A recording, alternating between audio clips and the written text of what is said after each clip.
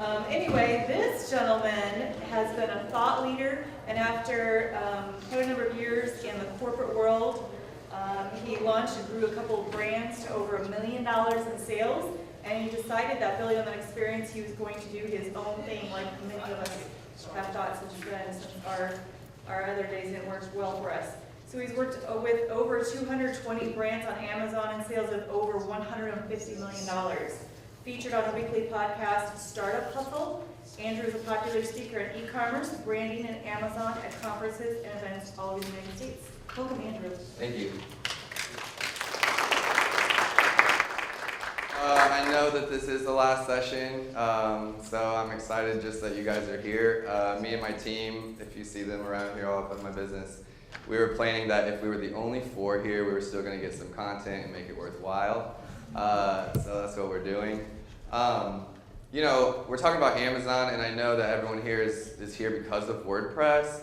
And I've spoken at some of the smaller WordPress KC events before, and it's kind of like the arch rival, I think, to websites. A lot of times seen by web developers or social media content creators, like, we don't know Amazon, so we're going to stick away from it. And I think that there's just value in whatever you're doing to know the opposite side of what you're doing so you can do your job better. Or if you're consulting with other Amazon, maybe your brand wants to be on Amazon, you're like, I don't do it, so you have to work with someone that does. To know kind of how you can benefit your own websites, how you can benefit your social media, how you can benefit your e-commerce in general. So as Julie so graciously introduced me, I've owned Marknology. I'm the founder of Marknology. We've been on our own about 5 years, and in that time we've worked with about 220 brands on Amazon, managed over 150 million in sales, so seeing a lot of different products and services that people are selling and the different ways that they do that on Amazon. We've got a team of about 10 here in Kansas City, down in the city, so we're all locally based. And these are my 2 lovely sisters that have helped me build this company. We help brands tell their stories on Amazon. And even if someone's buying a product on a website, you're doing yourself a disservice if you don't think that they are going to Amazon, looking at reviews, price checking. And if you have a brand, you want your brand to be strong no matter where it is that your customers come in contact with it. So today is just really high level, but I want to talk to you guys a little bit of ways that you can leverage Amazon to grow your own business. Here's some examples of clients we've worked with or are working with here in Kansas City and beyond. You can see anything from supplement companies to innovative products that have yet to exist. Tico in Colorado is a new one that's fun. They sell canned tea. Chicago State Company made in KC stores, if you guys have ever been there. Spanish Gardens is a new one that they've been a brand for 80 years, brick and mortar here in Kansas City, and are just now going to e-commerce, and we're going to help them do that. It's really exciting. They also own Guy's Potato Chips, and my mom used to work there, so that's a fun story that we're getting to help them come into 2019 and dominate e-commerce. Julie introduced me, but I like to get warmed up just like talking a little bit about who we are and what we do. And we talked about being on Startup Hustle. I don't know if you guys are on that podcast, but you guys should connect there. It's ran by Matt DeCourcy and Matt Watson, 2 great founders, entrepreneurs in Kansas City, and they interview all types of people from Kansas City that are in entrepreneurship or business owners. Yeah, let's jump in. Okay, so I wanted to start with what are some of the things that Marknology helps brands do on Amazon? Because you're like, what is Amazon Consulting? What is Amazon, what is telling your story on Amazon consist of? What are brands facing whenever they get to Amazon? And I'm sure that if you guys have worked with any clients, whether it's your own or clients you've worked with that sell products, Amazon has come up. When I started helping brands on Amazon 8 years ago, first it was me telling brands, like, you need to be on Amazon. They didn't even believe that. And now it's just, they know they need to be on Amazon in some way, and they need to work with us. So what are those problems, questions that brands are asking, and what are we helping them with? So I've got a list of things here. I won't cover all of them, but managing resellers and map pricing. If you're launching on Amazon, category approvals, suspensions, launching new products, photography and video, The list goes on and on and on and on. But ultimately, even when we're improving products on Amazon, a lot of times the results that we see there, because it is 50% of online sales, can directly impact what we're going to do on the website for those brands. And we worked hand in hand with the companies or the consultants that are working on the web or their social media to maximize both. So if it's, we just talked about landing pages, right? And there's a lot of brands that use landing pages to drive traffic to Amazon, okay? And if I'm managing an Amazon store or a brand, I want to make sure that that landing page is set up correctly, that when it sends traffic to my Amazon page, it's not sending traffic that's not qualified, or traffic that if I come and have like 200 people come into this landing page on a Facebook ad and land on my Amazon product page and they're not vetted out, they're not qualified, we'll see them bounce off, my Amazon sales are going to drop, and ultimately we're wasting money anyway. So understanding landing pages, understanding Amazon storefronts, understanding video metrics, all that kind of stuff comes into play, and we consult and help brands understand how to maximize that. Okay, what makes a bad listing on Amazon? I thought we would just start at square one. If you're like, okay, we have a product here, we want to be on Amazon, it's not going to be our primary focus, but we at least want to make sure that if someone is at Walmart and they're price checking a product, or they're looking it up on Amazon to see what the difference is or the reviews of a product, that when they come across our product, it's not going to look like crap, right? So what makes a product a bad listing on Amazon? So I took a local, me and him razz each other a little bit because he has a different company that he works with that sells products on Amazon, and they're a local Kansas City company. So I hope that he actually reaches out to me about this one if any of you guys know him. But Mixtape is a product that's developed here in Kansas City. It's a video game, card game. It's not a video game, it's a card game. But it's a lot of fun. It's about you have quotes or lyrics to songs, and then you gotta name or match the song that it came with. But this is a bad listing, and why, you might say. So the photo is not bad, it's big, it's HD, it's quality there. But when we look at the bullet points, there's 4, there can be potentially 5. You look at the SEO, which I'm sure you guys know what SEO is. On a website, whenever someone's looking, or on Google or on social media, and social media ultimately being the way that people navigate the web now, you're typing in popular video games or popular card games or popular board games in 2019. You might be getting a list from Pinterest or a blog or something like that. And you're asking questions. You're like, how do I make this shrimp tacos? You're kind of asking like that. On Amazon, you type more directly, you search more directly. Card games, and you might go to the list of curated ones, which ones are ranking the best, and buy that way. So people are searching differently, and rightfully so. You got to have your SEO that mimics how people are searching, and it can't be a direct copy of the web. First off, it's going to hurt your web results because you're sharing the same copy on both platforms, but as well, people search differently. So on this one, we've got a title that literally just has the name. It's like they've optimized it just that if someone already knows what product it is, they're typing in Mixtape and finding it. And then the bullet points, you think about what someone would search to find this game, and I always tell my brands when I'm first getting started with them to think about their SEO in a way that's think about how your mom would buy something on Amazon, okay? And she's probably going to type in family card games or role-play card games or something like that to come up with something, not ages 12 plus or 3+ players. No one would ever search that. So ultimately, this is useless information as far as the search engine and the algorithm goes. And if someone's coming across, let's say they've heard of Mixtape, they go to Amazon first, maybe Amazon beats the Google results, so they don't even make it to the web page, and they go and look at this product. Is this the same experience that they want them to have whenever they pick up the box in a Walmart, or they're on that website, or they're on that social media page, that Instagram page? Is the branding dropping off here? Because the reviews, the branding here matters. Almost every buyer is looking at Amazon for reviews or something of the sort. So then, we won't hammer that too much longer, but what makes a good listing on Amazon? So for the next few minutes, I wanted to take a little bit of time and just talk about what should, even if you're just putting products on Amazon, not because you're not going to spend a lot of advertising, and you're not going to put a ton of effort into it, but you want your listings to at least look quality if someone looks them up and wants a review and a price match. So let's jump into some of those things. And I put them in order of importance, and I think it starts with photography. So Ro is with me here today. She's taking photos. She took these photos.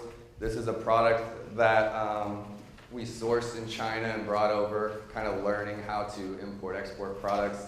And we got a local calligrapher to write "Stay Wild" on these camping mugs and kind of figure them out. But what we've got here, these are basic. I'm not going into like infographics or anything right here. But you can see that Amazon allows all types of photography. It's not just white background. You can have lifestyle. I've seen people, have text over some of the listings to talk about the value of those products. A listing should have 7 photos minimum, showing different features of the product, telling your brand story. A lot of times, customers, if you spend more time on your photography here, they'll come to your website. They want to see more there. It kind of makes you look like a more wholesome brand.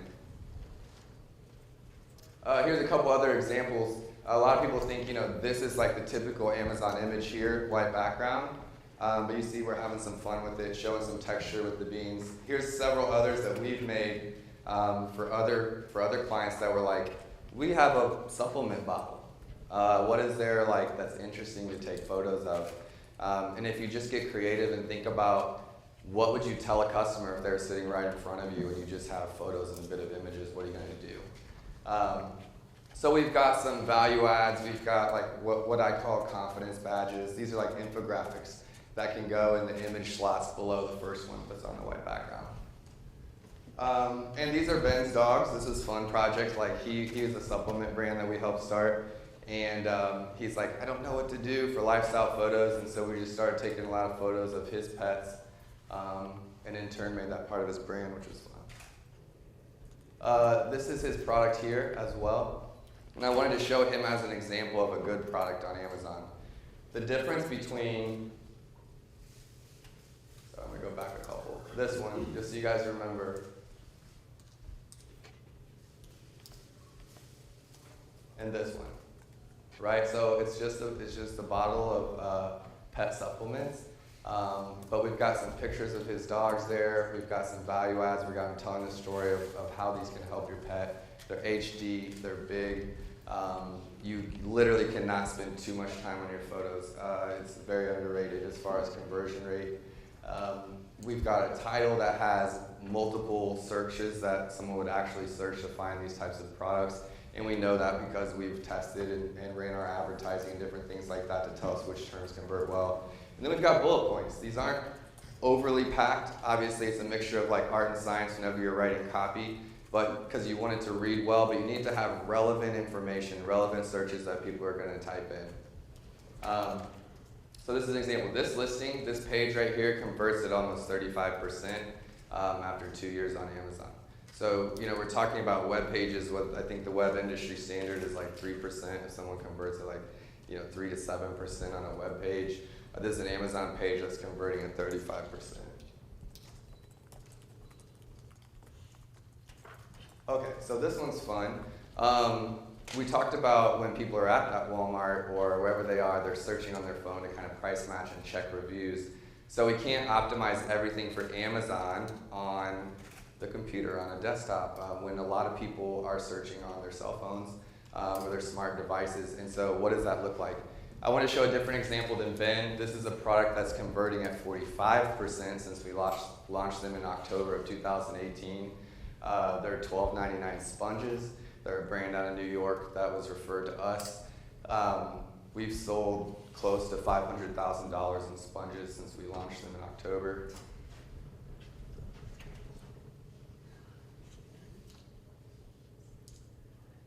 How does it compare to the Scrub Daddy? The Scrub Daddy, Carissa. I haven't tried the Scrub Daddy, to be honest with you. This is a video. I don't know if it's going to play or not. Here we go. So I just did a screen record with my phone, so we can kind of see how it reads on a phone. But we went through all the photos. You can see that there's a video at the end. We're scrolling down to where it's showing comparable products. I don't think Scrub Daddy is even on the list because they didn't hire me, so I don't know. This is an EBC page or an enhanced brand content page. Any brands that have trademarks can get these types of pages where you're really able to tell your story. And Amazon has just recently started allowing this in the last year to 2 years for individual sellers. We've got some additional videos that go along with this product. You know, just a highly converting page that's telling a little bit about the founders, a little bit about the product. Why is a sponge, this 4-pack $12.99? That seems ridiculous. Watch the video. And you know, almost 1 out of every 2 is converting when they come to this page. Okay, so talking about just like some of the things that you can do. I like to use a lot of my own examples so I don't have to cite anything. It just makes it easier. So this is I own an apparel company called Landlocked, but for this example, this is like a postcard that we would include with our orders on Amazon, which then pulls them into our social media or our website, okay? And this is really important. If you guys have bought anything on Amazon, you're gonna see a lot of packages come with these. There's terms of service involved in like what you can include and what you can't include. But I've seen people get away with almost anything. What you're doing here is you're letting them know, and I've actually changed my strategy since I made this postcard. Whereas here we're saying, you know, tag us on social media and get 25% off your next order. We'll send you a code. It's bringing them from Amazon, where I don't get all of their customer data, like their email address. I get a lot of it, but I don't get their email address. And I'm getting them to engage with us on social media. So I'm using Amazon sales to grow my social media. In the same way I could say, come to our website and subscribe to the newsletter and register your product under its warranty, or to get something off your next order. Right now, I'm more of the mindset to stop asking people to buy again from me. And instead, I'm just asking them to engage with our brand on social media, maybe to enter a contest, or to be entered as a feature on our social media. I want it to be less intrusive, or less asking them to spend more money with me, and more about just like, honestly, thank you for purchasing, engage with us. Because if they engage with us over time and they liked our product the first time, they're probably gonna buy again. I don't wanna send them right back and asking for that before I've provided any value for them. I just believe that we're here talking about WordPress. And I think that really whenever you think about your customers, if you really think about your customers, it's less about what do we want them to do, and it's more about what do they want, and how can we best service them in that way. If they want to buy on Amazon, great. If they want to buy on WordPress, great. If they don't want to buy and just engage with our brand on social media, great. We just want them to be engaging with us in some way or another. Okay, what if I'm not getting the results I want? So I'm really long-winded, so I'm going through some of this stuff kind of quick, and then we can just get to the QA. But what if I'm not getting the results I want? This is a question I get a whole lot by people that are trying to get on Amazon themselves, aren't working with a professional, or believe that they're doing everything the right way, and they're just stuck. And really it comes down to just like anything else, like he was talking about with landing pages, like we're A/B testing, we're trying different things, let's try different price points. You're saying that you have to be at $14.99. Okay, are we getting sales at $9.99? So why can't we convince customers to spend, you know, $3, $4 more? What is the difference? Is it our photos? Is it the value that we're telling them that we're giving that stands out from the different competitors? Is it our reviews? We can sell a whole lot at $9.99, even though we're losing money. Let's figure out how to make up those $3 in the way that we're presenting our products. So what if we're not getting the results I want? Keep studying your competitors. There's ways to see like, you know, what they're doing on Amazon. Keep studying them, order from them, see what kind of things come with their items. Is there something in the supplement bottle that's having them engage on the website? Gathering email lists. Keep studying them, especially if they're doing better than you are on Amazon. Learn from your advertising. So one reason to be on Amazon is the advertising ability that you get there. And while we don't get all of the data that Amazon, you know, they protect a lot of it, if you're running ads and spending dollars there, you can directly see the impact of this search term. Are we making sales ROI? This is what people are searching on Amazon. This is what our copy should entail. keep trying to switch out different things. You might be trying to, let's say, rank for pre-workout, which is like 1 million searches a month and you're never gonna get there. But you could be advertising on some long tail keywords, find some of those that get sales and be like, hey, I'm actually just gonna dominate this keyword instead of going after this big one, and can ultimately improve your products here. Try new keywords if nothing is working. That's what I was just saying there with the advertising. Let the advertising tell you what's working or what's not working, and don't be afraid to change. Like, Amazon's very dynamic, so you can just like you change your price within a few seconds, just like if you're on a Shopify or WordPress site with WooCommerce, you can make changes quickly. See how those affect your listing. Try out a different first image. I am such a believer in photography now.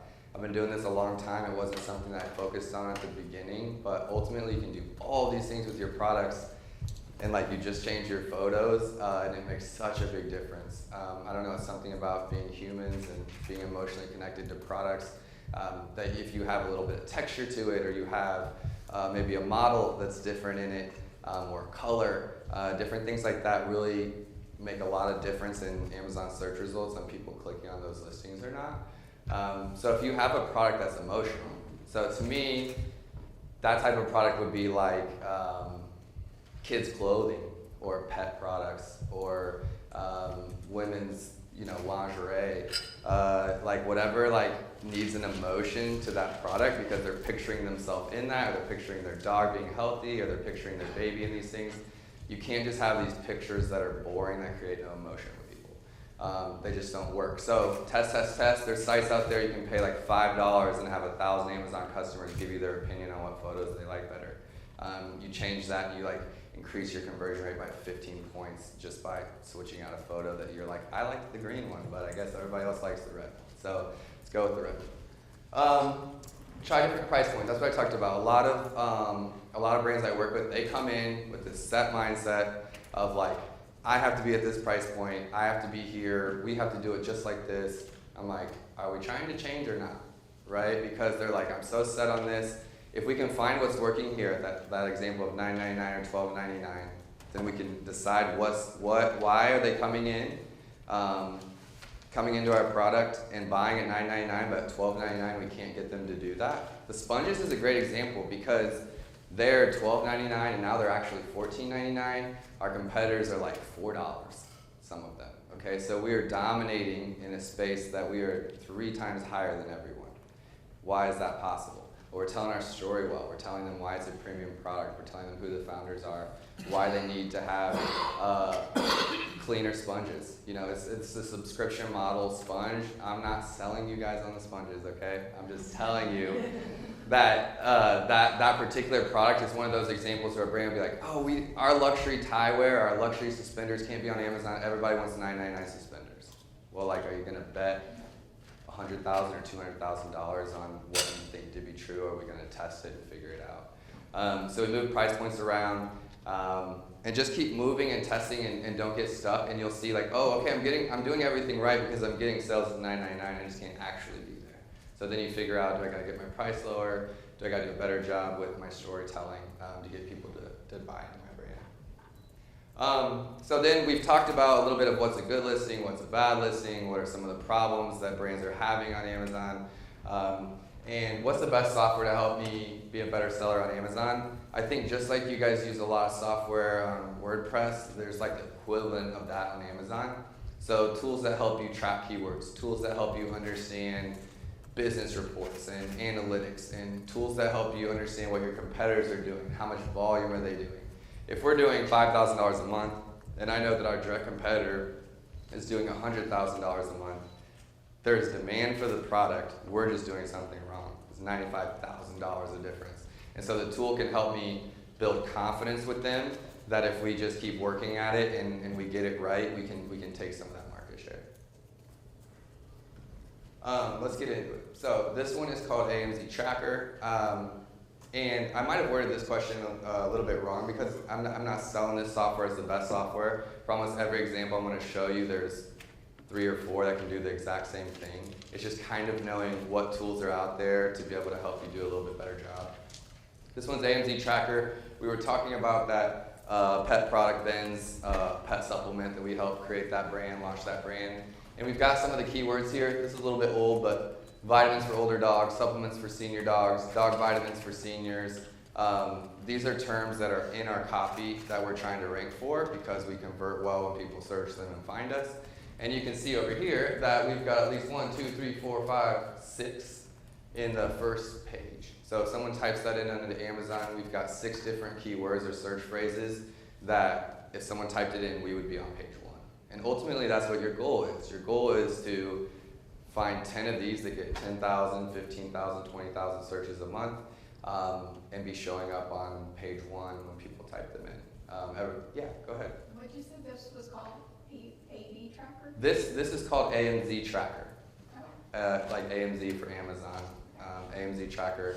These subscriptions are like $40 or less for most of the software. And we switch out different keywords. So you can see, like in an example of switching things up, you've got these 3 here, 2 that we're not even ranking in the search results, and the rest are not on page 1, 15 and 18. 15 and 18, maybe we need to spend more on advertising to get those to rank better. Dog vitamins is a big one, just generically dog vitamins. So those we might spend more to get the rank start climbing. And these other 2, best supplements for older dogs and dog vitamins for minerals, maybe we switch those out with 2 different phrases, and we see how we do with those results, because these ones aren't working. This tool is called Fetcher, F-E-T-C-H-E-R. This one's like $20 a month. This tool saved my life. I honestly tried to build this tool several years ago with some programmers. It was kind of working, kind of not, and because there wasn't anything that existed when I started doing this. And then this tool came out, and I was like, okay, what a waste of time and money. And I switched. I pivoted to this tool. But this tool, what it does is it brings in like your returns, your inventory costs, your inbound shipping, your advertising costs per SKU, your profit loss. Amazon can be a beast to understand all of those things, and the data they give you is like usually in like 8 different spots, and this just plugs into your account. You kind of punch in the numbers for like the cost of your items and your inbound shipping, that kind of thing, and then it's going to pull all of them together. And so for an expert like me, that's like needs some kind of data to make decisions. And let's say that there's no red flags on an account, like your listings aren't down, or no one's beating you on price, or any number of things like that. But you see that a certain product or a certain SKU is doing less than.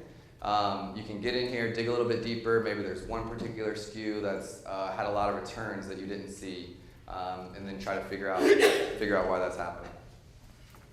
This tool, there's about 8 different companies that do this. Feedback Wiz, Feedback Genius, Feedback 5. These are the email softwares that all of you probably hate when you buy something on Amazon and you get followed up from the brand. But if you're trying to protect your brand, these are important, not to get reviews, but instead to be like kind of a buffer between issues with your order and your customers.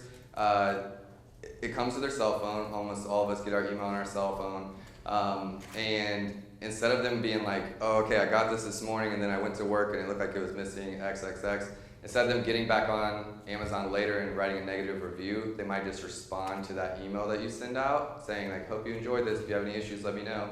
And then you're able to resolve it for them before they get upset. So it's like your first point of contact a lot of times if a customer is having an issue. But there's a lot of other ways you can think outside the box with this type of software. Let's say you've got a product that needs explained, or it's a new innovative product, or let's say it's like a product that you use to cook with. You could attach PDFs or videos that are showing recipe guides. This is another way that you can kind of get them to your website by talking about what's available. Let's say if they subscribe to your email list, or hey, this is a sample. If you want more recipes like this, like come to our website and sign up. You can have links in that PDF. You can get really creative. Okay, and this is the last slide I'm going to stop on before Q&A. And this is really where I want to tie in WordPress and kind of give you guys some perspective on how I believe that e-commerce works. That's why I'm up here, is to share my ideas with you guys. So we've got social media, and social media really is just like a slang term for the internet. Honestly, I know it grew out of something different than that, but like social media drives almost all the search and everything that happens. If you come across a blog, it's probably because you came across it on Pinterest or on Facebook, or if you're on Instagram, if you come to a website, it's probably from an Instagram ad or an Instagram page. And social media really drives a ton of the search that happens online. And to not think of it holistically, you're doing yourself a disservice. And then I have this over here to represent websites. And the typical, WordPress site or WooCommerce site or Shopify site. And then we've got Amazon over here. And I have so many conversations about, I don't want to be on Amazon because it's going to cannibalize my website sales. I don't want to be on Amazon because I can't collect my customers' email addresses. Or they're growing social media only with social media. They're using like Instagram to grow Instagram. And they're using the website to grow the website, and Google and Facebook, and everything's going to the website. We just want Amazon to stand alone. And I understand why, as a consultant, you would advise on what you know the most. But if you actually know about all three, you can understand how they all intersect, how you can leverage each one to grow the other. For instance, we talked about my postcard handout that goes with my orders. In this example, it's telling them if they tag us on social media, that will send them a discount to buy again, okay, in that example.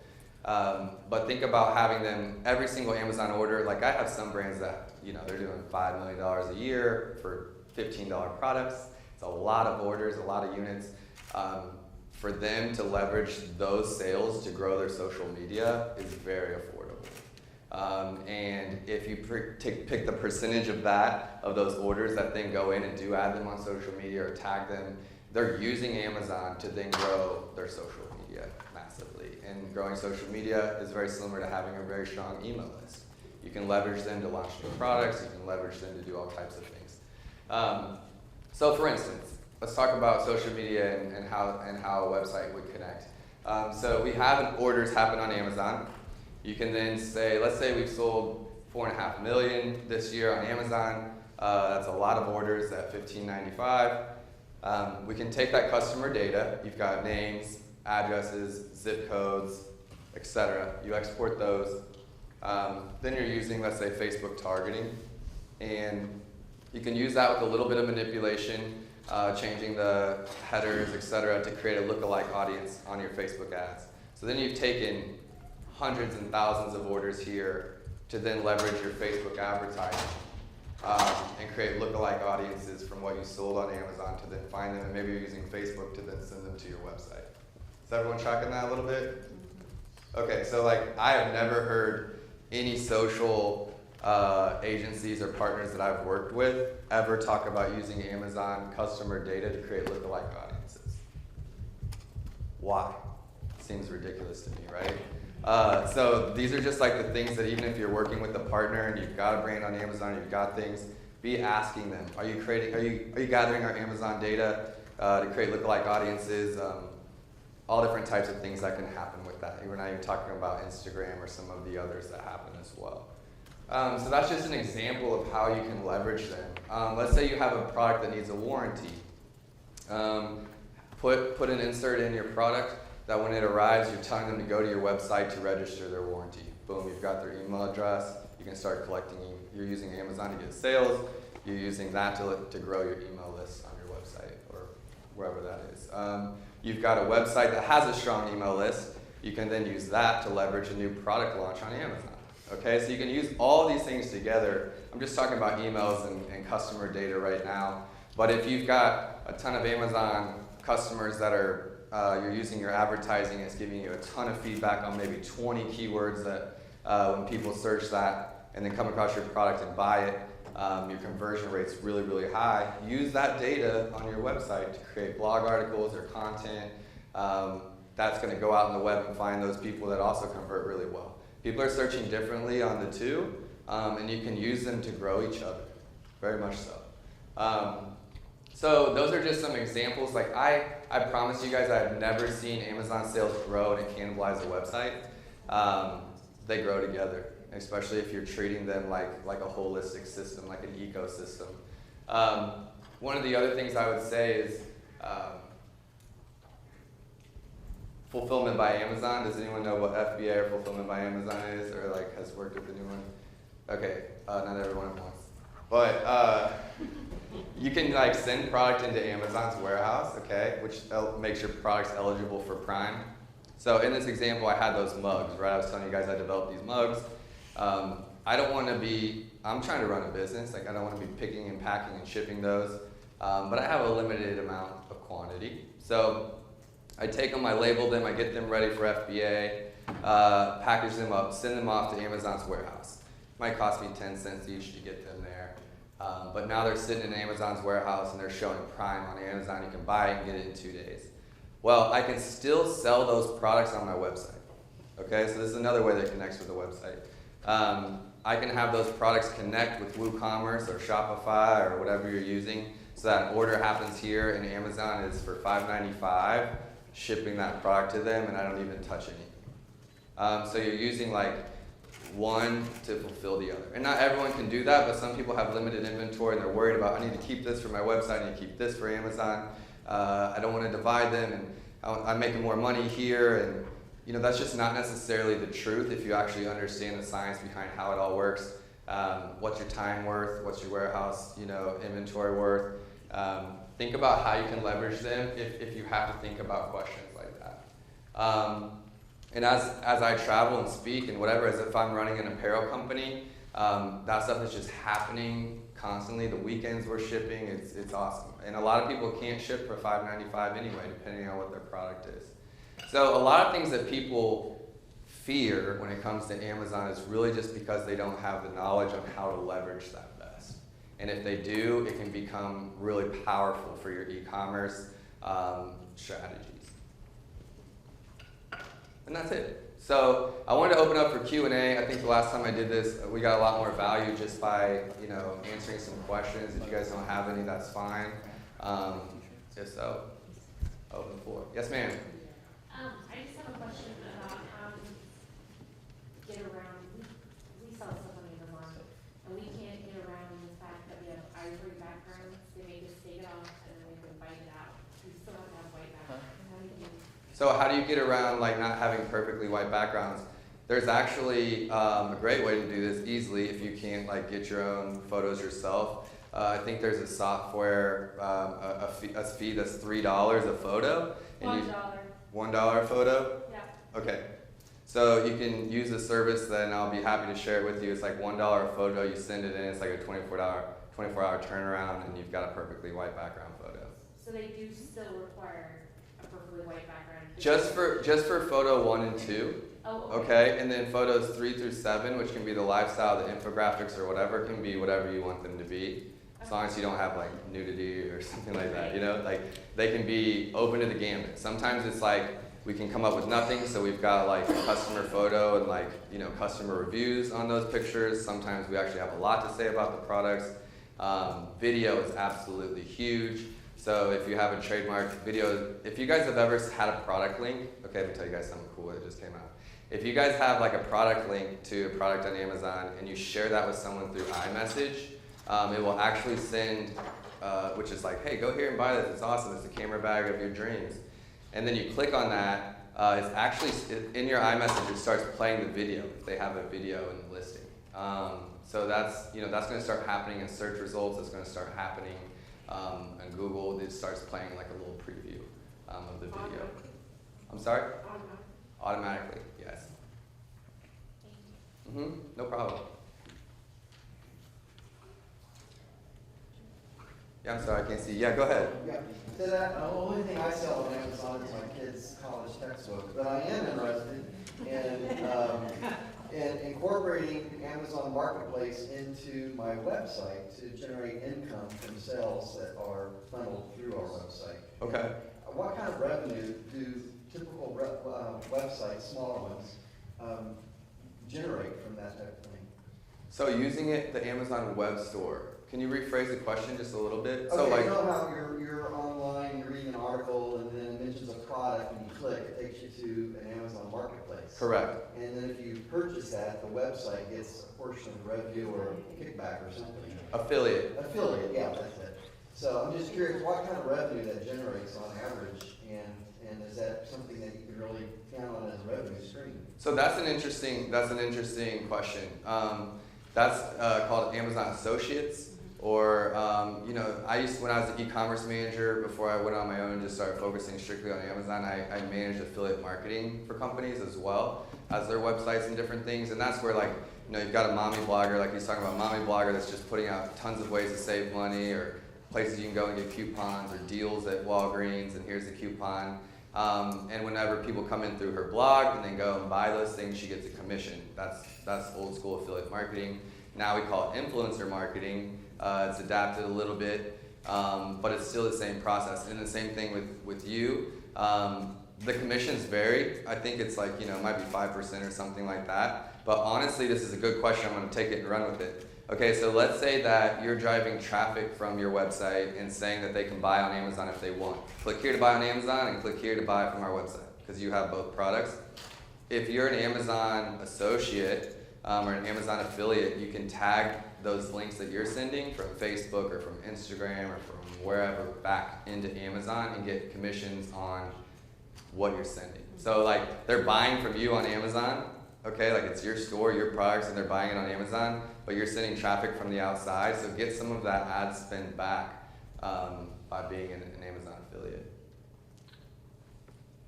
I don't know if that answered your question exactly. It's variable, kind of depending on your tier. Yeah. Okay, so similar to that, I don't have any products, but I have two businesses that offer services. One of them is yoga. When I teach private clients yoga, some of them I refer to them what's called the miracle ball, developed by a dancer, which is as an air ball, put on any spot on the back that's like the tennis ball, whatever you rub on the wall, it gets a sore spot, but this is on the floor. And so would it be advantageous to me, or is there a way that I can make commission off of if I partner with the dancer who developed this and is selling the miracle ball on Amazon, similar to what you're talking about affiliate marketing, but because I promote it with my clients and I can direct them to Amazon to buy the miracle ball, is that something that is done where you partner with somebody who has the product that you can sell with your service? Totally. This is a great question as well. It's like influencer marketing is taking over the world, honestly, because it's better. It's better than being on watching ESPN and they're targeting everyone with Cialis ads. Like, you know, not everyone watching football or tennis or whatever needs this type of stuff. They're blanketing. So influencer marketing is that individual that teaches yoga, that's showing you the best product, and you believe in her because she's your yoga teacher.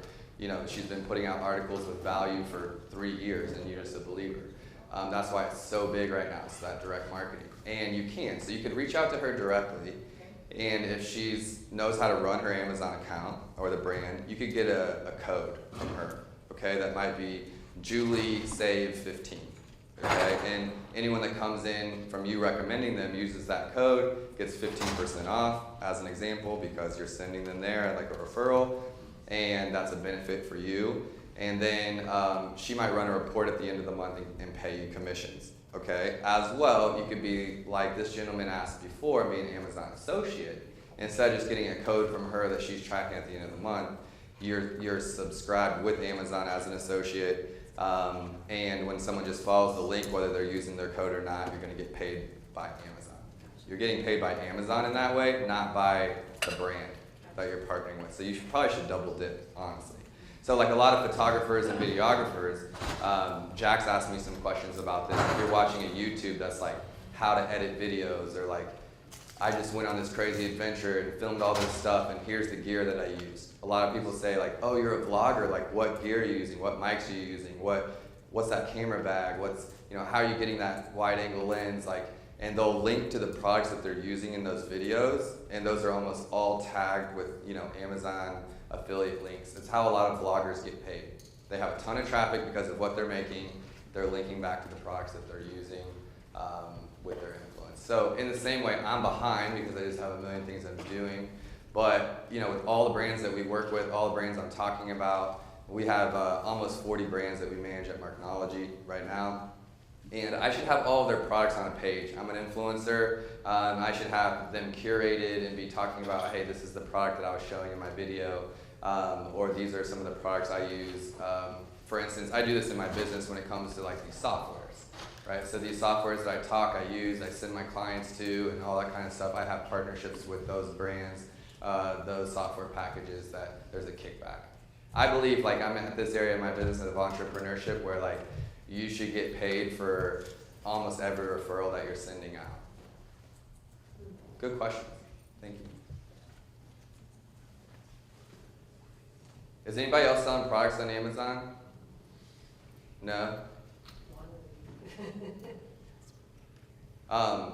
For me, I'm so passionate about it because I've seen so many people like find a lot of success there that in turn like grows a lot of their business. Yes, ma'am. Is the process to get set up for clients, say I get a new client and they are starting their own business for consumable products, do their own website and then set them up as an Amazon account that they interlink together? How lengthy of a process is that to get set up? I mean, I usually get a store set up, and depending on how many products they have, like category approval and things like that, in 30 days.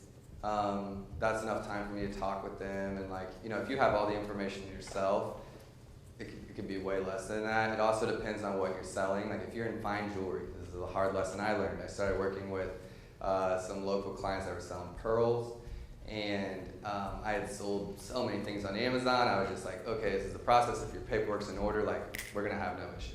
And fine jewelry, you pay $500 to send the gems off to have them certified that they're official before you can sell them.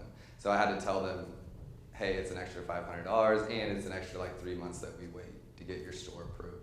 Or like supplements, for instance, anything that you're ingesting can be, you know, they want the FDA sheets, or maybe you're selling a product with a battery that you're trying to send in, or an aerosol. Some of those products take a little bit longer just because they're dangerous products to be in their warehouse or whatever.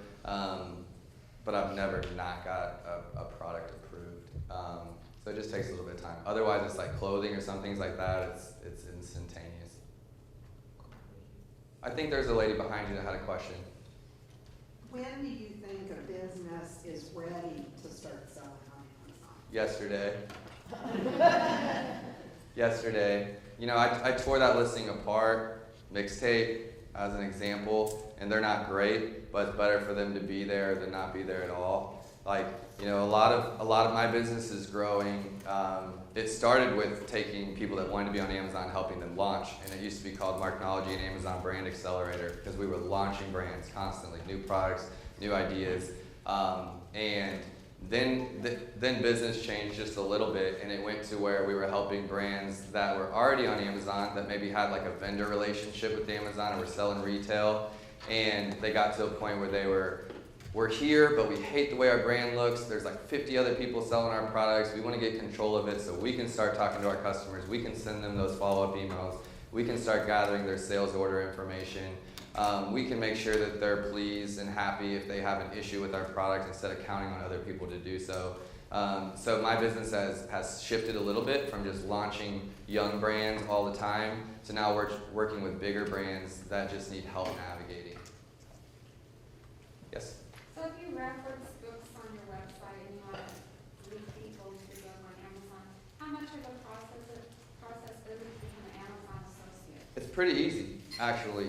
They're just gonna ask you for like your links to your social media pages and like your website and the type of traffic you get, kind of ask you some questions like that. I was approved like immediately. You know, I don't know. I haven't walked that many people through that program myself. But I know that WordPress sites, if you have a strong blog or anything like that, can be extremely valuable for you to be using that. And what I love about Amazon is that with other brands, you have to make an individual agreement with that brand. Like, you and them are negotiating on what that commission is and how you're gonna get paid and all that. On Amazon, like, even if they come in through a book, and they don't buy the book, and then they buy something else within like a 3 to 7 day window, you're getting paid for whatever they bought. So imagine they buy like a TV or something, right? And you sent them for a $14.99 book, and then they buy a TV. Amazon's still gonna pay you for that if it's within that certain window, because they're saying, hey, you sent them to our website, and it was your traffic that brought them there. Bill, is there a plugin that makes that process easier, or is it just a matter of picking up? I guess I missed that. No, you're okay. So that if you're an Amazon associate, Yeah. you get like a little login portal on Amazon, and they give you like tags to add to the links. It's pretty easy. It's just going in the back end and adding that. Okay. And they explain it step by step. Like, as far as selling on Amazon goes, it's probably the easiest. thing that they offer. Was there anything to consider when you're putting that together in the store, on mobile, like you said, laptop, conversion, I know you showed.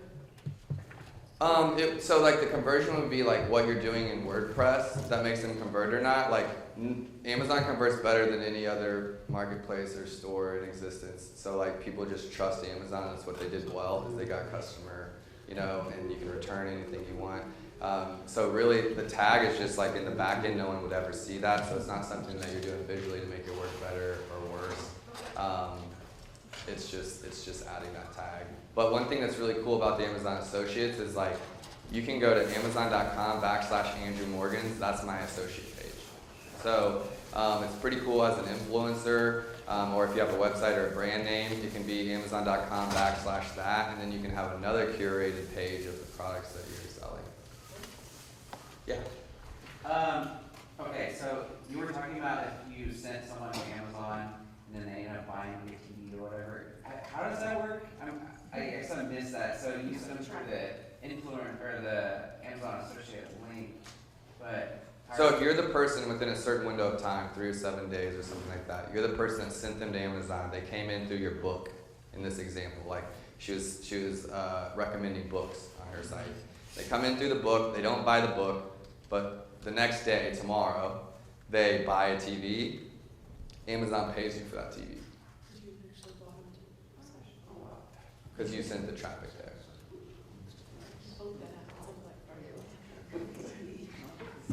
So, get the linking, right? yeah, so I have an Amazon associate account. I just hadn't ever noticed something like that. So that's really Yeah, and then something that you can think about, even if we're talking about like associate links and affiliate links from your websites, right? Is like, you can send them to the page that looks like crap and won't convert that well, okay? Or you can pick a page that converts really well, like my sponge that's at 45%. And basically what that's saying is that if you send 2 people there, one of them's gonna buy, right? And you can look at other pages and see what's quality or what's not if you kind of look for those types of things. They're probably converting better than a page that's not. Yes, ma'am?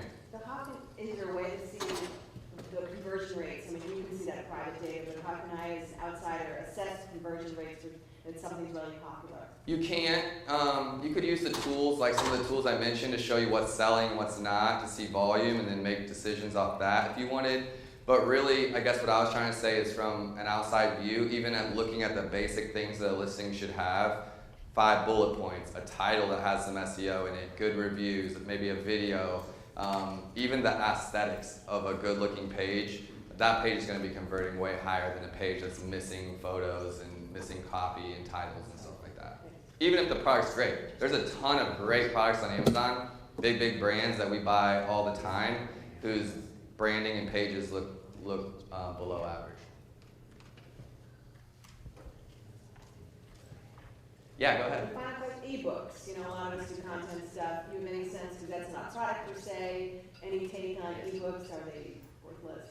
Yeah, they can be great. So for me, like I want to put out a book, not because I want to make money off the book, but because I wanted to generate leads and credibility for me as a speaker and an Amazon expert. So there's a ton of reasons why you'd want books. I'm working with a huge publisher out of Chicago, Matt DeCourcy and Matt Watson from Startup Hustle. They're launching a new book on how to launch a successful music career. I've got a children's book line that we're selling there. It's a little bit different than selling products, but I really think it can be a lot of value to your brand as an intro. You know, it's an ebook. It's not a ton for you. They come in and you teach them something amazing about WordPress, and then you're running a WordPress online course or who knows what else. You know, you've already provided value for them. You know, you've got Kindle publishing, you've got Amazon Print on Demand, Author Central, Amazon Advantage. There's like 4 or 5 different ways to sell books on Amazon. Yes, sir. Follow up on that, I've got a book publisher, and we don't do it for marketing, though, we actually sell the books as a product.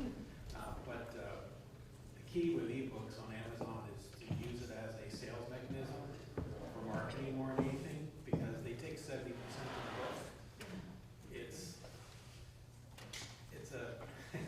It's a tough market because of that. That's it. In fact, one of our best-selling books, because Amazon takes 70% and Kobo take 30%, we actually make far greater profit on the Kobo books, which are about 1/3 of the sales of Amazon.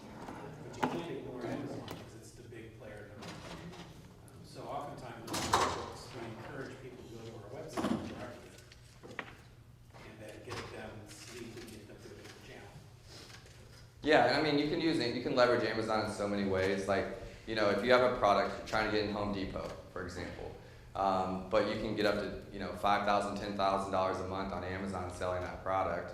Because the website needs a lot more work than Amazon. I'm not trying to sell Amazon. Amazon should just be part of your ecosystem, right? But if you're on Amazon and then you can, you know, getting a website to do that much takes a lot longer than getting Amazon to do 5,000 in sales, generally speaking, okay? And then you can leverage that conversation for your wholesale relationships or your conversation with that boutique store and be like, I'm doing 5,000 on my own, I don't even know what I'm doing, right? So you're like, there's demand for this product, I can show it here. The same thing with books, I would say, is that like there's a lot of people buying books there. If you can say like, hey, I'm moving this amount of books on my own, I think it would be great in your store, you can kind of leverage that. They don't need to know your profitability there, so to speak. One way that we're helping with books, like this kids book brand I mentioned, Truth Becomes Her, it's like a fun play on women's empowerment and cartoons and Bible stories. They're doing $25,000 a month on Amazon right now with 4 books, and we bundle them. So we do like a set of 5 and a set of 3 because they're kind of a series. And while we sell all the singles, it's really the sets that we make a good amount of profit on. Yeah. So, if you don't sell a product, you have a service other than books. Is there another way that you can sell that service through Amazon? Yeah, so you got to be really creative, okay? So like, let's say the first one that comes to mind is like an electrician or a plumber or one of those trades. You can register in the back end of Amazon under services, and so if someone orders that smart tech, you know, the Google Home or the Alexa or something like that, you can say like, I want a local technician to help me install it, okay? And then you can use like, so you click that button, it's $49.99 to have someone come out and install that at your house, and so then it's using local businesses to service that. That's a great way that you can kind of like a lost leader to get more business. Obviously that $50 call for that electrician is not a big deal, but if he does a good job there, he's got an introduction to a customer, and if you're thinking about it from a marketing perspective, it's actually a pretty affordable way to get new customers. That's an example that comes to mind. I know that there's a whole nother list of other services. You know, I think that Amazon will evolve. They've started having like Amazon, when you talk to Alexa, and you're like, Alexa, update me on all things Amazon. I'm drawing a blank on what those are called, but think of it like it's just like an update by Alexa, and companies can put those out. So you could be a service-based company and be a part of that, which interacts with the Alexa. Some people like gym, like let's say you're a gym trainer, this is one idea I came up with, and you're a gym coach, a fitness coach. Come up with some kind of like packet that goes along with your coaching. Okay, so let's say you have like a journal and then like a diet guide and maybe some like fitness bands or that ball you're talking about. You decide to develop your own ball because you're using it every time, and you're going to get on Alibaba and get one made really easily. You have it in this little kit, and whenever they buy that kit on Amazon, you know, maybe it's $100 as an example, and that includes a month of training with you whenever they have that code. So they give you a code that's in the box. Think of this example, because that might have been kind of confusing for you guys. But think of it like you're taking a service, you're packaging it with a little bit of materials, selling that on Amazon. Whenever they get that, they're able to get an app download or something like that from that then brings it in. So 23andMe was kind of my, the client or the brand I used as an example for this idea. You order 23andMe, you get it. What you're actually getting is not in the box. You actually have to send off for it, right? So then you get this DNA testing kit, or this code to go online and then submit your DNA. So like the package you're getting from Amazon doesn't have what you're actually getting. You then take what's in the box, interact with it, and that's where you get the product. Speaking of interacting, we're going to have to conclude this session. Thank you. And we just want to say this is really a terrific way to end our conference. Thank you. And everyone at 6 p.m. will be at Brew Lab if you'd like to be there. Thank you. Thanks, everyone.